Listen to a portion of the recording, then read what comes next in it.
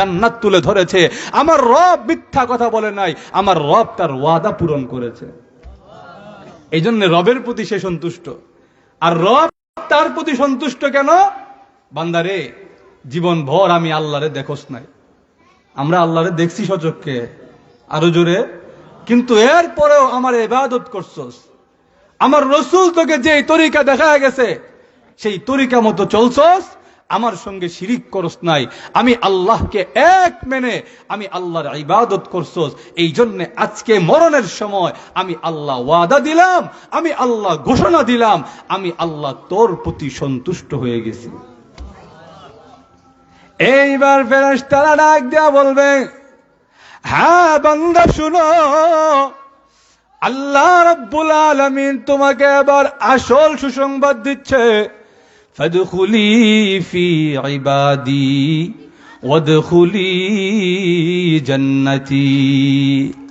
ফেরেশতারা ডাক দেয়া বলবে, হ্যাঁ আল্লাহর বান্দা, আল্লাহ রাব্বুল আলামিন তোমাকে সুসংবাদ দেয়, তাড়াতাড়ি তুমি আল্লাহর বান্দাদের অন্তর্ভুক্ত হয়ে যাও। আর ওই দেখা যায় জান্নাত, তাড়াতাড়ি চলে আসো, আল্লাহ রাব্বুল আলামিন তোমাকে জান্নাতে প্রবেশ করাবে। শেষ আমাদের সফলতা, আমাদের জিন্দেগির সার্থকতা শেষ কোথায়? যদি আমরা জান্নাতে যেতে পারি। জোরে বলেন ঠিক কিনা? যেই জীবন পার করার পরে পরকালীন জিন্দেগিতে জাহান্নামে যেতে হয়, ওই জিন্দেগির কোনো দাম আর কোনো মূল্য নাই। জোরে বলেন ঠিক কিনা? এটা আমার কথা না, আল্লাহ নিজে বলছে।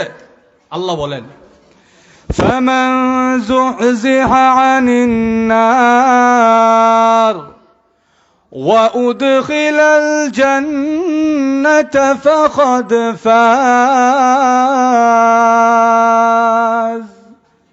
আল্লাহ রাব্বুল আলামিন বলেন, যে জাহান্নামের শাস্তি থেকে মুক্তি পেয়ে গেল আর জান্নাতের সার্টিফিকেট পেয়ে গেছে, তার জীবনটা আমি আল্লাহর কাছে সার্থক হয়ে গেছে। তাহলে আমার জিন্দেগি যদি সফল হইতে হয়, আমাকে জাহান্নাম থেকে মুক্তি লাভ করে আমাকে জান্নাতে যেতে হবে। জোরে বলেন ঠিক কিনা? যদি এই সফলতা অর্জন করতে হয়, শর্ত দুইটা। এক নাম্বার মনে আসেনি আপনাদের? শর্ত কয়টা? দুইটা। এক নাম্বার হলো ইমানদার, পরিপূর্ণ ইমানদার মুমিন হতে হবে। দুই নাম্বার হলো আমাকে তাকওয়া অবলম্বন করতে হবে, আল্লাহরে ডরাইতে হবে। এই দুইটা বৈশিষ্ট্য যদি আমার মধ্যে ধারণ করতে পারি, আমার আল্লাহ ওয়াদা দিয়েছে তোমাকে আমার বন্ধু রূপে গ্রহণ করে নিব, আর কিয়ামতের দিন তোমাকে আমি আল্লাহ জান্নাত দান করে দিব। আজান হয়ে গেছে, মাহফিলে আজান হবে না? মাহফিলে আজান হবে না? কখন হবে মাহফিলে আজান? কখন হবে? জামাত কয়টা? 7:15 নেই, আজানটা হয়ে যায়। সকলে বসেন, নামাজ পড়ে এখান থেকে যাবো ইনশাআল্লাহ। আশহাদু আল্লা ইলাহা أشهد أن محمدا رسول الله أشهد أن محمدا رسول الله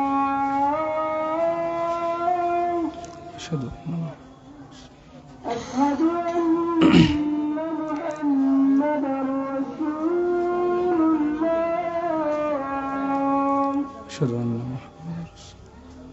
حي على الصلاة لا حول ولا قوة إلا بالله. حي على الصلاة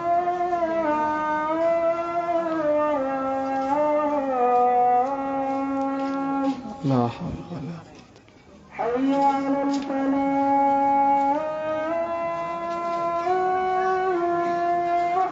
لا حول ولا قوة. حي على الفلاح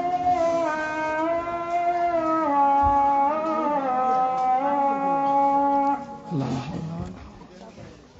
الله أكبر الله أكبر الله أكبر. لا إله إلا الله لا إله إلا ভাইরা আমার, যে কথাটা বলতেছিলাম যে দুনিয়াবি জিন্দিগিতে সুসংবাদ হলো মরণের সময় আল্লাহ আপনাকে জান্নাতের সুসংবাদ দিয়া তারপরে আপনার রূহ কবজ করবেন। আর পরকালীন জিন্দিগির সফলতা কি, এতটুক বলেই আমার আলোচনা এখানে শেষ করে দিব ইনশাআল্লাহ। পরকালীন জিন্দিগির সফলতা হলো জান্নাতে যাওয়া। এখন আসেন ওই জীবনটা, ওই জান্নাতটা কেমন হবে শুধু একটা উদাহরণ দিয়া বলি। আল্লাহ নবী, বিশ্ব নবী রাহমাতুল্লিল আলামিন বলেন, সর্বশেষ যেই লোকটা জান্নাতে যাবে, সর্বশেষ যেই লোকটা জান্নাতে যাবে তার শুধু ঈমানটা আছে, আর কোনো আমল নাই, শুধু ঈমান। দুনিয়াবি জিন্দিগিতে নামাজ নাই, রোজা নাই, হজ নাই, যাকাত নাই, বাপ মার লগে বিয়াদবি, নেশা, মাদকে আসক্ত, নারীতে আসক্ত, যত অপরাধ হইতে পারে সব অপরাধ করছে। আপনারা বলবেন হুজুর এত অপরাধ করার পরে আবার ইমানদার কেমনে হয়? ইমানদার হইল এইভাবে যে তার ভিতরে এই চেতনা, এই বিশ্বাসটা ঠিক ছিল যে আমি যা করতেছি এগুলো আল্লাহ পছন্দ করে না, আর আল্লাহ যা পছন্দ করে এগুলো আমি করি না। আল্লাহ রসুল বলেন এই লোকটাকে জাহান্নাম থেকে তুলে এনে সর্বশেষ জান্নাতে দেওয়া হবে, তাকে শুধু ঈমানের বিনিময়ে যেই জান্নাতটা দেওয়া হবে।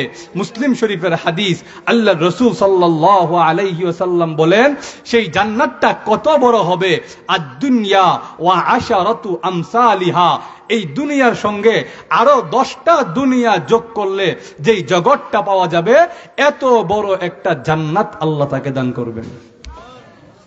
তাহলে শুধু ঈমান নিয়ে গেলে যদি এই দুনিয়া থেকে 10 গুণ বড় জান্নাত লাভ করা যায়, তাহলে যে ঈমান আর আমলে সালেহ, নেক আমল নিয়ে গেছে, যে ঈমান নিয়ে গেছে, যেই ঈমানের প্রতি আল্লাহ এবং তার রসুল রাজি খুশি আছে, যেই ঈমানদারের প্রতি আল্লাহ রাজি খুশি হয়ে গেছে, যেই ঈমানদারকে আল্লাহ বন্ধু রূপে গ্রহণ করে নিয়েছে, ওই ঈমানদারের জন্য আল্লাহ কত বড় জান্নাত রেডি রাখছে। এই জন্য আমরা সবাই জান্নাতে যাইতে চাইনি।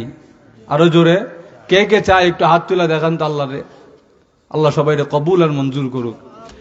যদি জান্নাতে যেতে হয়, যদি আমাদের ইহকালীন জীবনকে সফল করতে হয়, যদি এই জীবনকে আল্লাহর কাছে সার্থক করতে হয়, শর্ত দুইটা।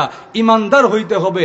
ইমানদারের অর্থ হলো শুধু মুখে বললে হবে না, অন্তরে এই বিশ্বাস রাখতে হবে আমার আল্লাহ আমাকে যেই অর্ডার দিয়েছেন, আমার রসুল আমাকে যেই তরিকা দেখায়া গেছে, এই অর্ডার এবং এই তরিকা মতো আমাকে চলতে হবে। 2 নাম্বার হলো আমাকে খেয়াল রাখতে হবে যেন আমার জিন্দেগিতে গুনাহ নামক কাঁটা না লেগে যায়। এই 2টা বিষয়, এই 2টা গুণের অধিকারী যদি আমরা হইতে পারি, আল্লাহ রাব্বুল আলামিন ওয়াদা দিয়েছেন আমাদেরকে বন্ধু রূপে গ্রহণ করে নিবেন। আর যে আল্লাহর বন্ধু হয়ে যায়, কিয়ামতের দিন জান্নাতে যেতে তার আর কোনো বাধা থাকবে না। এজন্য রাজি আসিনি আমরা সবাই? আরো জোরে পারা যাইব না ইনশাআল্লাহ? আরো জোরে। আল্লাহ রাব্বুল আলামিন আমাদের সবাইকে কবুল আর মঞ্জুর করুক। সকলেই বলেন আমিন। ওয়া আখিরু দাওয়ানা আনিল হামদুলিল্লাহি রাব্বিল আলামিন। এশার আজান হয়ে গেছে, এখানেই জামাত হবে এবং জামাতের পরে দেশ বরেণ্য উলামায়ে কেরাম আপনাদেরকে অত্যন্ত গুরুত্বপূর্ণ নসিহত করবেন। সকলেই ইনশাআল্লাহ এখানে হাজির থাকবেন। আল্লাহ রাব্বুল আলামিন আমাদেরকে কবুল করুক। সকলেই বলেন আমিন। আসসালামু আলাইকুম ওয়া রাহমাতুল্লাহি ওয়া বারাকাতুহু। আলহামদুলিল্লাহ, আমরা এতক্ষণ যাবৎ গুরুত্বপূর্ণ আলোচনা শুনছিলাম হযরত মাওলানা সাইফুল্লাহ আনসারী সাহেবের কাছ থেকে। সালাতুল ইশারের নামাজ মসজিদে অনুষ্ঠিত হবে। আমরা যাদের ওযু নাই, আমরা সকলে মসজিদে চলে যাই। আমি মাদ্রাসা ছাত্রদেরকে বিনীতভাবে আবেদন করতেছি, তোমরা অতি তাড়াতাড়ি মাদ্রাসা